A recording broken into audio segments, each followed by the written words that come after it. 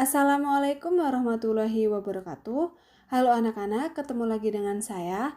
Pada pertemuan kali ini kita akan membahas materi tentang reaksi redoks. Materi yang akan kita bahas adalah berdasarkan definisi bilangan oksidasi melanjutkan materi yang sebelumnya.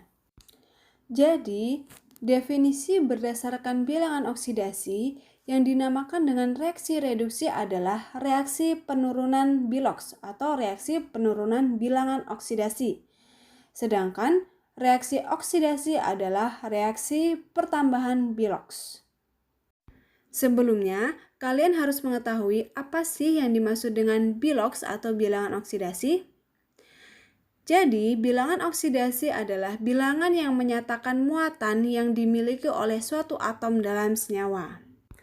Untuk menentukan bilangan oksidasi, ada beberapa aturan yang harus kalian pahami. Aturan yang pertama adalah bilangan oksidasi unsur bebas atau molekul unsur adalah 0. Contohnya seperti Fe, bilangan oksidasi Fe sama dengan 0. H2, bilangan oksidasi H-nya sama dengan 0. Dan S8, bilangan oksidasi S-nya sama dengan 0. Ada beberapa contoh lain seperti Na, O2, Cl2, dan masih banyak lagi unsur bebas dan molekul unsur yang memiliki bilangan oksidasi sama dengan 0. Aturan yang kedua adalah bilangan oksidasi suatu unsur dalam ion tunggal sama dengan muatannya. Contohnya pada logam golongan utama, yaitu biloks golongan 1A seperti litium, natrium, kalium, rubidium, dan cesium itu sama dengan positif 1. Dan golongan 2A, Be, Mg, Ca, Sr, Ba itu biloksnya sama dengan positif 2. Kemudian pada logam golongan transisi, untuk biloks Fe2 positif itu biloksnya sama dengan positif 2. Dan untuk Fe3 positif biloknya positif 3. Dan untuk Cu positif maka biloksnya positif 1. Dan untuk Cu2 positif biloksnya positif 2. Jadi bilangan oksidasi suatu unsur dalam ion tunggal sama dengan muatannya. Aturan yang ketiga, bilangan oksidasi atom logam dalam senyawa selalu positif. Contohnya adalah biloks Fe2 positif sama dengan positif 2 dan biloks Na positif sama dengan positif 1. Aturan yang keempat, bilangan oksidasi hidrogen dalam senyawa adalah positif 1. Kecuali dalam hidrida, bilangan oksidasi hidrogennya adalah sama dengan negatif 1. Senyawa hidrida merupakan senyawa yang terbentuk dari atom hidrogen yang berikatan dengan logam. Contohnya seperti pada senyawa HCl. Di situ biloks H-nya sama dengan positif 1.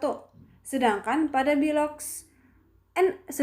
pada senyawa NaOH, biloks H-nya negatif 1. Kenapa? Karena hidrogen di situ berikatan dengan logam. Makanya H-nya biloksnya sama dengan negatif 1. Berikutnya untuk aturan kelima, bilangan oksidasi O atau bilangan oksidasi oksigen dalam senyawa adalah negatif 2. Kecuali dalam senyawa peroksida, yaitu dengan rumus kimianya H2O2, maka biloks O-nya sama dengan negatif 1. Dan pada senyawa superoksida yaitu KO2, biloks O-nya sama dengan negatif setengah. Dan dalam senyawa F2O, biloks O-nya itu sama dengan positif 2. Selanjutnya, bilangan oksidasi unsur-unsur golongan 7A dalam senyawa biner logam adalah negatif 1. Contohnya adalah biloks Cl dalam senyawa CaCl2. Maka di situ biloks Cl-nya itu sama dengan negatif 1. Begitu juga dengan biloks F. Dalam HF, biloks F-nya itu sama dengan negatif 1. Dan pada biloks Cl dalam senyawa NaCl sama dengan negatif 1. Aturan selanjutnya adalah bilangan oksidasi jumlah atom dalam senyawa adalah 0. Contohnya adalah biloks H3PO4 sama dengan 0. Cara menghitungnya adalah 3 dikali biloks H ditambah 1 dikali biloks P ditambah 4 dikali biloks O. Dan total bilangan oksidasi dalam senyawa tersebut harus sama dengan 0. Selanjutnya adalah bilangan oksidasi jumlah atom dalam ion poliatomik adalah sebesar dengan muatannya. Contohnya adalah bilox CO32-. Maka total jumlah biloxnya itu sama dengan negatif 2. Cara menghitungnya adalah 1 dikali bilox C ditambah 3 dikali bilox O, dan totalnya itu harus sama dengan negatif 2. Harus sesuai dengan besar muatannya. Di dalam reaksi redoks itu terdapat beberapa istilah yang harus kalian pahami, yaitu oksidator. Oksidator itu sama dengan zat yang mengalami reduksi, dan reduktor itu adalah zat yang mengalami oksidasi. Kemudian ada yang namanya hasil reduksi dan hasil oksidasi. Sekarang kita akan menentukan bilangan oksidasi dari masing-masing unsur, yaitu unsur pertama sampai dengan unsur kelima.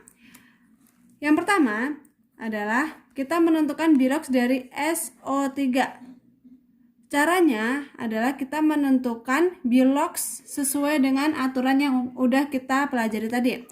Bilox O terlebih dahulu yang harus kita tentukan. Bilox O kan sama dengan negatif 2. Nah, untuk menentukan bilox S, maka total dari bilangan oksidasi senyawa ini adalah sama dengan 0. Maka negatif 2 dikali 3 kan sama dengan negatif 6.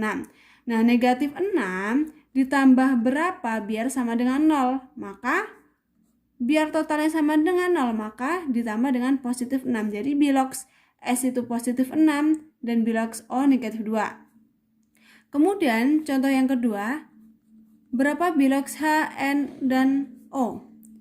Langkah pertama kita menentukan O. O biloxnya sama dengan negatif 2. H kan positif 1. Jadi kalian harus memahami aturan-aturan yang sudah saya sampaikan tadi. Maka agar jumlah total bilox itu sama dengan 0, maka kita harus menjumlahkan terlebih dahulu. Min 2 dikali 3 sama dengan min 6. Min 6 tambah 1 sama dengan positif 5. Jadi totalnya adalah sama dengan 0. Kemudian yang ketiga, NH4 positif. Maka di sini totalnya itu tidak sama dengan 0, tapi totalnya harus sesuai dengan muatan. Muatannya sama dengan positif 1. Jadi di sini H kan biloxnya positif 1. Positif 1 dikali 4 kan positif 4. Positif 4 ditambah berapa biar sama dengan positif 1? Pasti ditambah dengan negatif 3. Jadi bilox N-nya itu negatif 3 dan bilox H-nya positif 1. Kemudian contoh nomor 4 adalah CrCl3. Bilox Cl-nya kan negatif 1 karena dia berada di golongan 7A. Negatif 1 dikali 3 sama dengan negatif 3. Negatif 3 ditambah berapa biar sama dengan 0, karena di sini tidak ada muatan ya. Jadi harus ditambah dengan positif 3. Jadi bilox Cr itu positif 3 dan bilox Cl itu negatif 1. Kemudian contoh yang terakhir adalah PO43-. Nah, di sini coba diperhatikan bahwa di sini ada muatannya sebesar negatif 3. Jadi kita tentukan bilox O terlebih dahulu. O-nya kan negatif 2. Negatif 2 dikali 4 kan negatif 8. Negatif 8 ditambah berapa sama dengan negatif 3? Maka harus ditambah dengan positif 5. Jadi bilox P di sini adalah positif 5. Jadi kalian itu harus memperhatikan apakah senyawa itu bermuatan atau tidak, begitu.